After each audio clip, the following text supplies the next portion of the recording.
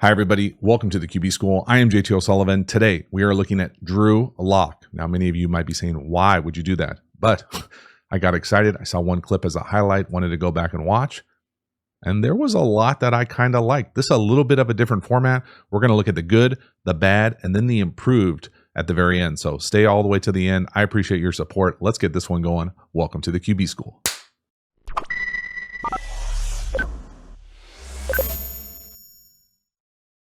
Before we dive into the video, quick reminder about the Quarterback School Patreon community. Great way to support the channel, get even more Quarterback School content. Never been cheaper. Hop over there, become a patron. I sincerely appreciate it. As for this video, let's get into it. All right, we're going to get started with Drew Lock, the good here.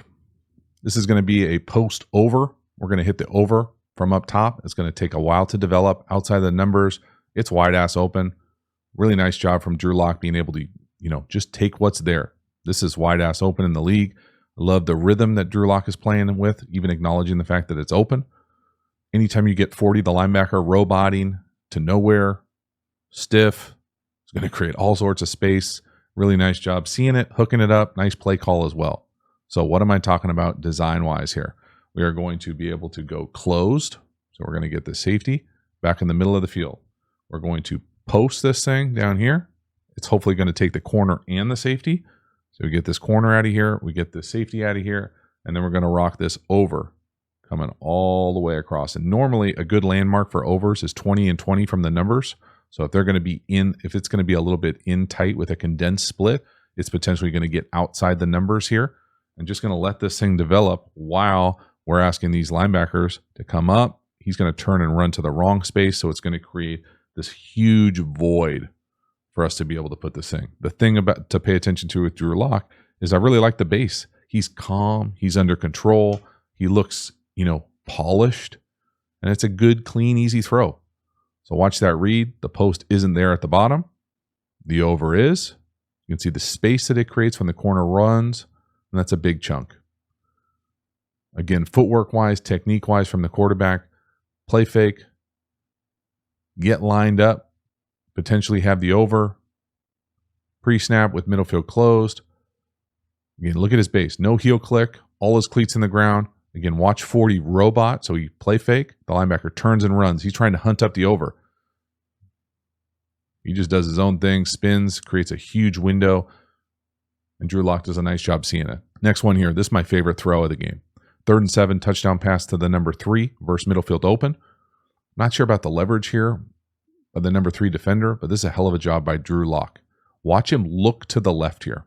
So he's going to look to the left, hold that weak safety, and rip it right down the hash. It's a thing of beauty, y'all. So his eyes really make this play. So back, hold it, hold it, hold it. So what I'm saying here is we're looking right here, right? Hold to the left. We're eyeballing this safety right here. We're waiting for that number 3 to be able to get to the middle of the field. We know he knows where he's going with this ball. He knows he's going to try to hold it, create that lane to then drive it right there. And it's just a really nice job, man. It's a good understanding of exactly what this play is, what he's seeing coverage-wise. Now we can talk about potential leverage here. But you see middle of the field open like this, I'm always thinking, what is this player doing? If we're going to get at what is to me is an outside release here, you're almost always going to get some iteration of this guy poaching back. Good chance for that. Shouldn't say always. Good chance for that. That being said, I would anticipate inside leverage with this shell, split field coverage, but if you're going to catch outside leverage here at the number 3, so we're running this route or we're coming inside and leaning into this space, he's relying on this player to come over here and make this collision. There's no way that he can do that by himself from where he is on the field. That being said, we got to take advantage of the defense not being aligned correctly. Drew Lock does it with his eyes. Again, check out his base. It's clean. It's polished. The ball's right where he wants it. Great precision. Excellent job with the eye and shoulder F. You can see 20 there saying, yeah, that's on me. Boom. I just love the decisiveness. Especially on an NFL red zone window, things are going to be tight. It's right on it. Fastball. Next one here, really nice job from Drew Lock being able to see the rail to the back. So they're going to try to peel, and there's just no chance. It's a really nice job from Drew Lock being able to touch it over 45's outreached fingers. Tough ass for 45 there. Again, Drew Lock decisive, putting his foot in the ground and delivering the ball where it's supposed to be on time with some precision with the ball control. Now, everybody runs this type of play. I'm talking about everybody at damn near every level of football is running what most people call mesh railroad. So what is it? There's the rail. Here's kind of the deep hook as the number 3. And then it's usually paired with some iteration of mesh. And I really don't care who's over the top, who's not. There's the mesh. And then this indie cut down here to the bottom can do a handful of things. It can be an in, it can be an individual cut. You can alert it. There can be all sorts of different options. The thing I like to pay attention to is what are teams doing as far as can they put the ball right on him? Can they put it down the field? Can they throw it like a go? So it really turns into multiple options on that rail. So you read that rail 1, usually the mesh 2 with thinking the guy coming towards the rail, and then that deep hook over the ball 3 with kind of the indie cut alerted most times. But this is an outstanding job. And then coverage-wise here, tough ass right here for 45 to engage the tight end and then have to go carry the rail down the field. Good luck, dog. Not necessarily my favorite scheme defensively there, but a really nice job from Drew Lock being able to see it. Again, really enjoyed his base when things were on time. I thought his lower half looked much more polished than I remember seeing previously. All his cleats in the ground. Again, nice little touch. Watch this thing just reach just up and over, right on him, precise with the ball location. And that's a big, big chunk. Let's go. Next one here, 3rd and 8, touchdown pass right at the end of the 3rd quarter. This is the bones of 4 verticals, in my opinion, with the 3 receivers to the bottom and then the shallow coming from up top. The number 1 to the bottom is just going to crush him at the line of scrimmage. This is just a nasty release. 423 has no chance. Drew Lock does a great job of seeing him get gapped at the line of scrimmage and just putting it on him. Again, outstanding base. And that's a low liner, right? Little 3-wood right to the front pylon. Outstanding. Again, everybody does this shift where they bring the back outside in. Think if it's man coverage, you see the safety potentially come in and cover the back. Looks like man, pressed along the board. Number 1 receiver gaps him, up and down. And you can see here, if say we didn't get gapped at the line at the number 1, you see the shallow coming across.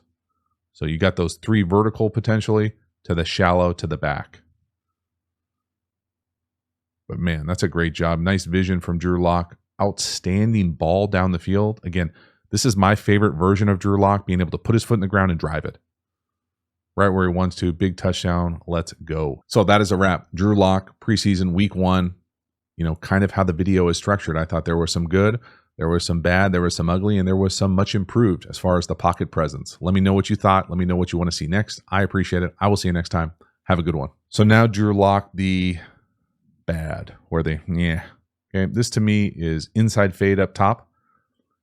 He's guessing. He's throwing the number 2 inside fade. He's guessing that he's going to win. That's not a win. You know, if anything, you're going to back shoulder that.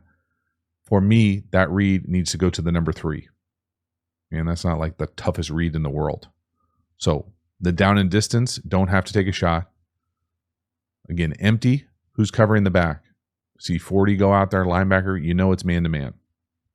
Okay, so I'm all about taking this shot when it's there, meaning that we want this kind of inside fade versus middle field closed man. Okay, so we catch middle field closed. It's press. That looks pretty good. But if he doesn't win, so say he gets jacked and pushed to the sideline, well, then we come off of it and get it to the juke or the choice here. Because this has got a great opportunity to win too, especially for a first down. So just being able to say kind of, no, that's not good. Don't predetermine what you're doing. So predetermining Drew Lock, not great. I think this is a pretty easy read for an NFL quarterback to say, no, that's not a winner. Yes, there's number 2. So just going 1 to 2 with good man options. This is the type of shit that pisses coaches off. This is easy. So no, yes. Again, we're just looking for a completion. Come on, help us out. Get half back, 2nd and long. Don't force throws, throw foul balls down the foul line. Again, you can see 84 coming across. Right? It's not going to be a huge hit, but he's open. You put it right on the eyeball of the bird. No, yes. Just unnecessarily difficult. Poor decision. Halftime, you dig the channel and you haven't already, please like, subscribe, hit the bell, get the notifications, let it wash over you. I really, really do appreciate you subscribing to the channel and getting the notifications. It means a lot to me, so thank you for that.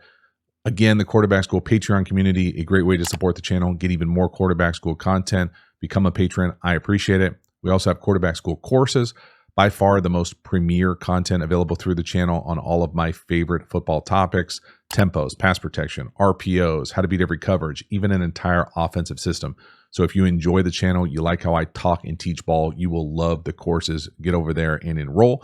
We also have a bunch of free resources available. And finally, make sure you follow me on social media. I appreciate it. As for this video, let's get back to it. Next one here. This is probably the worst decision of the day, in my opinion. 3 verticals down the field, and we force the ball over the middle of the field. And really fortunate that this isn't a pick. Thank goodness Smith and Jigma can get up there and put his paw on it, because there's nothing there. Don't have to do this. That is forcing the ball down the field. Bad things happen when you throw the ball late, up for grabs in the middle of the field. I mean, first of all, if he would have made that catch, that would have been ridiculous. But I mean, that could easily hit the safety right in the face, right? Like, the safety thinks he's getting it. He thinks he's getting a gift. Christmas in August out there for him. I just feel like Drew Lock panicked a little bit at the back. So if we're going to call this, for the idea of this video, as 3 verticals. So we got vertical, vertical, and then whether this is a cross or an over, it really doesn't matter. We're coming across here. We got 3 shots down the field. None of them are necessarily good looks. I don't think that's a great look. I certainly don't think this is a great look. This doesn't look great. Just clear this thing off. You can see the corner over the top, corner over the top. We've got, linebackers getting depth. Just come out here and check it down. Boom, boom, or take off and run. But you can't just hit your back foot. Nothing's there. All of a sudden you get flash color in your face, and now you just chuck up a prayer down the middle of the field. This is no bueno. This is all bad. This is real bad. Let this thing play out. We don't have to throw this ball. No, check down. I think either check down potentially gets the ball. Obviously up top would be a little bit easier, but damn, and he gets hit right in the face hard. Just a really muddy, kind of disgusting decision for a guy who'd been playing pretty clean. Again, he can't even get through the throw. Sometimes you get sacked. It's not the end of the world. Throwing it to the safety's chest is the end of the world. Fortunate right there. Last one. This is a tough one for me. Obviously not in the quarterback room. Don't know what their reads are exactly. But this looks like a pretty mirrored concept. Take away the back up top, and it looks like kind of poster wraps with kind of gather hitches underneath it. Pick a side. It looks like Lock kind of goes one side and then back to the other. A little unlucky with the tip. But it's less about the tip for me and more the decision. So for me, he looks to the right? Like he's starting looking to the right. We can establish that on the film. And then he comes back to the left. Okay, so I feel like we should all be on the same page with that. From there, bad luck, the ball gets tipped. I don't know if it was ever going to be a good decision to throw the ball. Who knows? But when we go back to the wide now, when we look up top, and again, this is where it's real tough to talk about quarterbacks because we don't know the reads. But it sure as hell looks like the number 2 is wide ass open up top. So if we're going to say, and again, I don't know what the read is, but if I'm going to say that this is the low route and this is the high route on whatever, this is a seam post wrap, whatever you want to call this thing, who knows? And it's some iteration damn near of the same play down here, whether it's a loop, return, it doesn't really matter, with what I'm going to call pretty similar, kind of high-lowish concepts. You catch middle field open and you're looking any iteration of, hey, we're trying to go here, 1, this 2. This 2 is, it doesn't get more open than that, right? So to go from turning down that number 2 up top to throwing a pick, come on, y'all. Like, this is not me being a jerk. That's open. That's wide ass open. There's no one around him for 5+ yards. He's looking at him. So again, the vision thing for me, either this isn't he doesn't understand, or they're teaching him incorrectly, or we're just got blinders on. Either way, the bad was not good. And there was enough of it to make you think, man, if we could just get rid of some of these plays. This play is, go from making life difficult on yourself. This is a big chunk down the middle of the field to this. Damn. So the next section here, we're going to go through kind of the bad, the ugly, kind of the Drew Lock that I think we're trying to get away from as we transition into a little bit more of a mature, polished player. And then the last little bit here, I'm just going to let run are some of these pocket movements. I thought he looked like a real pocket passer for the most part. The subtle movements, play action, over, up, find a check down. Said I was going to let it play, but I lied. Over, up, find a check down, strong enough, good vision, good time clock. And it wasn't one time. There were many throws. Someone's in his face, bail, flip it out, get a completion. Again, he just looked like he was under control, having a good time out there. Pocket, over, check down, little sidearm flick. Again, good timer. No, find the arm angle, get it out, move the ball forward. Last one here, play action, dip and rip. Pretty awesome, right? I mean, it looks like an NFL polished quarterback. This is good improvement in my opinion. And then this last little section, we're going to talk about his pocket presence. I thought it jumped off the film. There were many. I think I ended up putting 4 or 5 clips in here of him moving in the pocket. Whether he gets a completion or not, he just looked comfortable. His base looked really good. His rhythm that he played with looked really good. I really enjoyed watching it. It jumped off the film. So I figured I'd put it in here and enjoy.